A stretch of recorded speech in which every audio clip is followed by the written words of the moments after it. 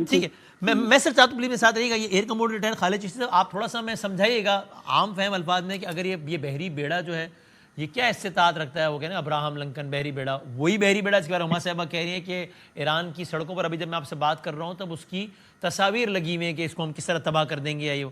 सो ये क्या, और ये बहरी बेड़ा इटसेल्फ कितना वल्नरेबल है क्या, यानी हौसीज इसको क्या निशाना बना सकते हैं? ईरान ने भी कहा है कि हमारी दूध में आया तो हम इसको हिट करेंगे। ये थोड़ा समझाइएगा। और ये भी साथ में शामिल कीजिए कि अगर वाकई ये यूएई, सऊदी अरब जिनके ऑफिशियल स्टेटमेंट्स आ गए हैं, so we have all the reasons to comment, अगर ये अपनी फ़ज़ाए हदूद इस्तेमाल ना होने दें तो नहीं हो सकता फिर ईरान पर एक हमला, या हो सकता है फिर भी? मुझे सिर्फ ये जो आप एयरक्राफ्ट कैरियर आप पूछ रहे हैं, बुनियादी तौर पर ये इब्राहिम लिंकन जो है, इनका नाम 1989 में ये कमीशन हुआ था और ये 16वें जो प्रेसिडेंट है अमेरिका के उनके नाम पर है।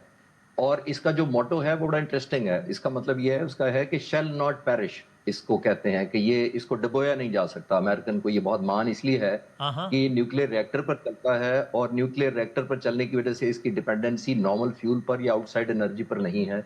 और इसके बारे में मैं ये भी कंफर्म कर सकता हूं कि ये न्यूक्लियर रिएक्टर पर होने की वजह से या एनर्जी पर होने की वजह से 20 से 25 साल इंडिपेंडेंट समुद्र में रह सकता है। 20 से 25 साल।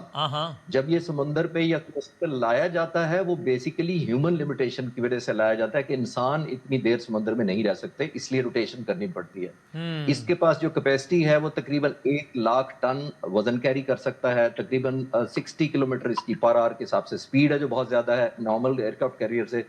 75 के करीब इस पर फाइटर जहाज आ जाते हैं, जिसमें F-18 और इलेक्ट्रॉनिक वॉरफेयर जहाज भी शामिल है। तो ये सारा कॉम्पोजिशन, और ये पहली दफा इस्तेमाल नहीं हुआ बाय द वे, ये गल्फ में भी इस्तेमाल हुआ था, अफगानिस्तान में भी पोस्टिंग की थी, इराक पर सद्दाम हुसैन के टाइम पे भी इसको निकाला गया था, यूएस ईरान प्रीवियस कॉन्फ्लिक्ट में भी इसको करीब कोस्टल के करीब लाया जाता है। और तकरीबन 5500 इस पर जो पर्सनल जिसको कहते हैं, जो टेक्नीशियंस और जो ऑपरेटर्स होते हैं वो होते हैं 5500 के करीब। अब आपका ये सवाल कि ये वनरेबल कितना है, बदामी साहब, ये जो वनरेबल इसलिए ज्यादा है कि जितना ये बड़ा है, obviously one of the biggest in the world है, जिसको कहते हैं सबसे बड़ा है दुनिया में। 75 जहाज कोई नहीं कैरी करता, एक बात। दूसरी बात ये है कि जब ये करीब लाया जाता है या लाया जाएगा तो ईरान के लिए बहुत बड़ा ये चैलेंज भी होना चाहिए और एक लुक्रेटिव टारगेट भी बनता है ईरान के लिए। क्योंकि जाहिर है इसको जरूरी नहीं कि ये डुबो दें इसको सिंबॉलिकली अगर कोई गन बोट या मिसाइल या किसी तरह हिट भी हो जाए, छोटा मोटा नुकसान भी हो जाए, तो ईरान बहुत इसको सेलिब्रेशन, अगर इस पर भी कोई लिमिटेड स्ट्राइक हो जाए तो उसकी सिंबॉलिक सिग्निफिकेंस बहुत ज्यादा होगी। एग्जैक्टली बदामी साहब, वो इस वजह से कि आप देखिए पिछला रिकॉल करते हैं, जून में जब कॉन्फ्लिक्ट हुआ था ईरान, इजराइल, अमेरिका के दरमियान, तो जो इजराइल हिट हुआ था वो सिंबॉलिकली बेशक 5 रातें लोग जागते रहे, 10-12 दिन तक रहे, लेकिन मिथ ईरान की नहीं टूटी थी। मिथ इजराइल की टूटी थी कि पेनिट्रेटेबल नहीं है इजराइल। जी, वो आयरन डोम और फला और क्या हम इतने साल जी। तो जब वो पेनिट्रेट हो गया तो जो मिथ थी, जो भरम था, वो इजराइल का जो, हालांकि ईरान का बहुत ज्यादा डैमेज हुआ था, कोई मिलिट्री का, जैसे एम्बेसडर एजाज भी कह रहे थे, कोई कंपैरिजन नहीं है। लेकिन जो छोटा मुल्क होता है अगर वो थोड़ा भी नुकसान पहुंचा ले तो उसके लिए बहुत बड़ी सेलिब्रेशन होती है, क्योंकि कंपैटिबिलिटी कोई नहीं है। और एक आखिरी बात इसके ऊपर बड़ी जरूरी हमें याद रखनी चाहिए कि अमेरिका ने पिछले 3-4-5 दिहाइयों में जितने हमले किए हैं, वियतनाम के बाद से लेकर 1975 जब से सीजफायर हुई है, इन दिहाइयों में उसने नेटो के अंडर अम्ब्रेला किए हैं, जिसमें से 40-40 मुल्क नेटो का नाम लेकर अफगानिस्तान पर हमलावर होते थे, इराक पर होते थे।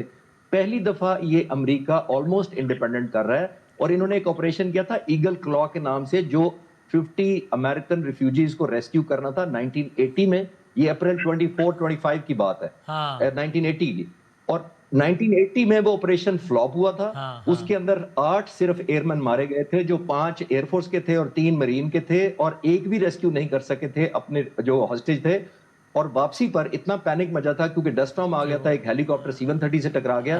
कहते हैं कि कार्टर जंग उस ऑपरेशन के फ्लॉप होने की वजह से हारा था। तो ये हिस्ट्री से मैं, क्योंकि अट्रिशन शाये है अमेरिका, खुद इंडिपेंडेंट जब अमेरिका जाता है तो अमेरिकन लोग या पब्लिक बहुत शाये होती है कि हमारे इंडिविजुअल नहीं होने। जब वो ग्रुप में नुकसान होता है तो शायद अमेरिकन लोग आराम से ले लेते हैं। ठीक है सर, ठीक। और अब इसको जरा हम ऐसा अब आगे बढ़ा के फिर